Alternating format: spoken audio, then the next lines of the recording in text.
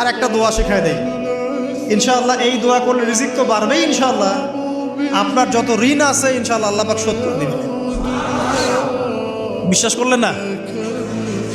এই দোয়া শিখাই দিচ্ছি, এই জন্য আমাকে হাদিয়া দেওয়া দরকার, স্পেশালি আমাকে এখন হাদিয়া দেওয়া দরকার। এটা গুরুত্বপূর্ণ দোয়া শিখাই দিচ্ছি। আলী রাদিয়াল্লাহু আনহু বলেছেন, কোনো ব্যক্তির যদি পাহাড়ের সমানও ঋণ থাকে, এই দোয়া যদি আমল করে আল্লাহ পাক ওই ঋণও শোধ করে দিবেন ইনশাআল্লাহ।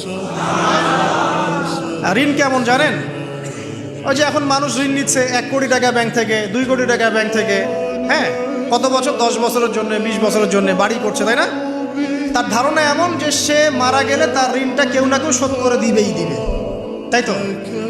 আর আল্লাহর রসুল কি বলছেন দেখেন, একজন মারা গেছেন, নবী সাল্লাল্লাহু আলাইহি ওয়াসাল্লামের সময় একজন মারা গেছেন। তো নবী করিম সাল্লাল্লাহু আলাইহি ওয়াসাল্লাম বলছেন, এই ব্যক্তির কি কোনো ঋণ আছে? একজন সাহাবী বলেন, হ্যাঁ ইয়া রাসূলুল্লাহ, তো ঋণ আছে। নবীজি বললেন, তোমরা ওর জানাজা পড়ো, আমাকে ডেকো না।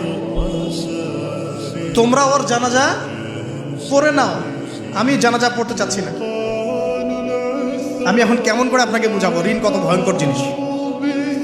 এটাই হচ্ছে আল্লাহ পাকের সেই আয়াত, ওয়া মান ইয়াত্তাকিল্লাহ ইয়াজআল লাহু মাখরাজা। আল্লাহ পাককে যে ভয় করবে আল্লাহ পাক তার জন্য রাস্তা খুলে দিবেন ইনশাআল্লাহ।